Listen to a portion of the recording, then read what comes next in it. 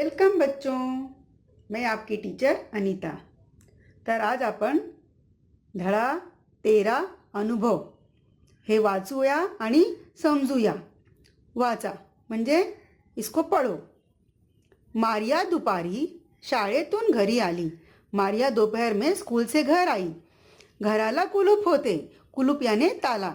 आकर देखी तो घर के दरवाजे पे ताला लगा था। आज तिचे आई बाबा लग्नाला गेले होते। आज उसके माँ पिताजी, आई बाबा याने आई यानी माँ, बाबा याने पिता। आई मतलब माँ, बाबा याने पिता। ये लग्नाला गेलेले होते, विवाह में गए थे। तिने कुलूप उघडले, उसने ताला खोला। घरात आली, घर में आई, खिड़कियां उघडल्या। खिड़कियां मतलब खिड़की दरवाजे उसने खोल दिए। दरवाजा खोलने के बाद खिड़की भी खोल दी। गणवेश बदलला। गणवेश मतलब यूनिफॉर्म जो आप पहनते हो स्कूल में। हाथ पाय धुवून ती घरात खाऊ शोधत होती। और देखो स्कूल से आके उसने हाथ पैर धोया। कितनी अच्छी आदत है। बाहर से आने के बाद हाथ पैर धोना चाहिए स्वच्छ होकर एकदम, तब आपको कुछ खाने की चीजें लेनी चाहिए। ठीक है। अचानक खिडक्यांची दारे एकमेकावर धाड धाड आपटू लागली।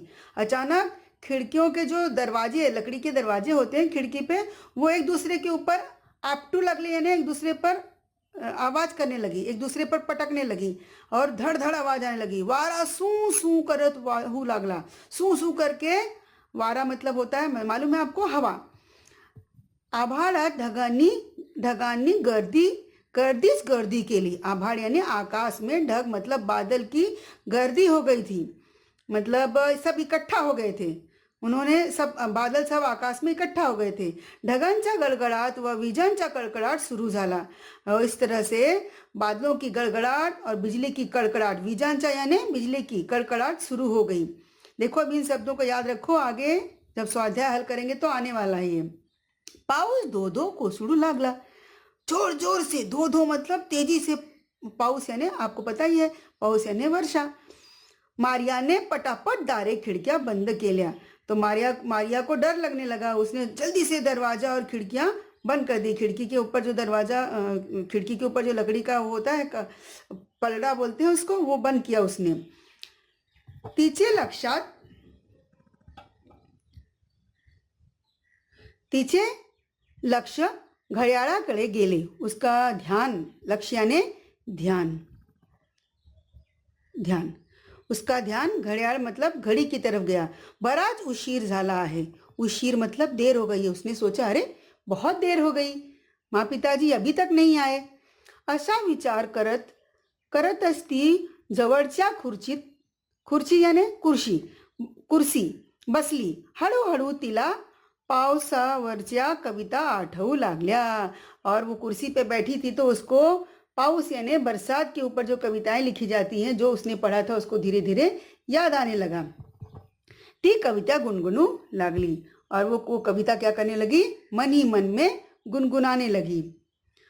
पावसाचा आवाज कमी झाला और मारिया ने खिड़की उघडली। जैसे ही बरसात कम हो गई तो मारिया फिर से खिड़की दरवाजे खोल दिया उसने।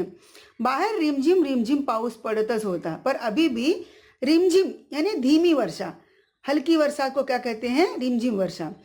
वाहणाऱ्या पाण्याचा खड़खड़ाट हळूहळू कमी झाला। और जो तेज वर्षा होने के कारण जो पानी बह रहा था खड़खड़ आवाज करके, वो धीरे धीरे उसकी आवाज कम हो गई क्योंकि वर्षा भी कम हो गई। आणि थोड्याच वेळात पाऊस थांबला और थोड़े ही समय में क्या हो गया, बरसात रुक गई।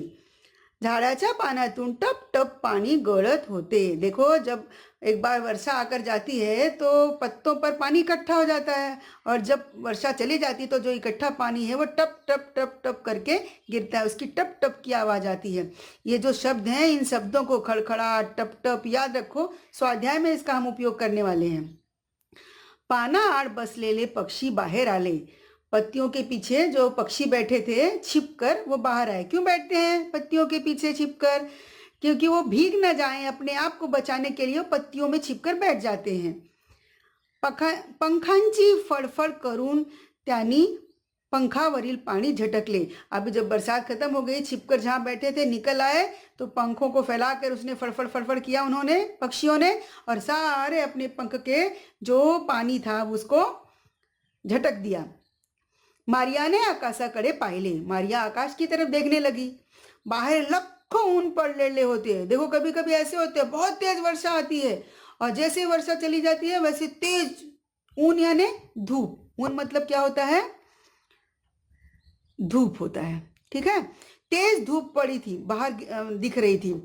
सगळीकडे कसे स्वच्छ सुंदर वाटत होते और चारों तरफ ना, सब तरफ ऐसे लग रहा था एकदम स्वच्छ और सुंदर हो गया है। जैसे कि पानी डाल के तुम घर धो देते हो, ऐसे लग रहा था किसी ने पूरी जमीन को धो दिया है, एकदम साफ सुथरा लगने लगा था।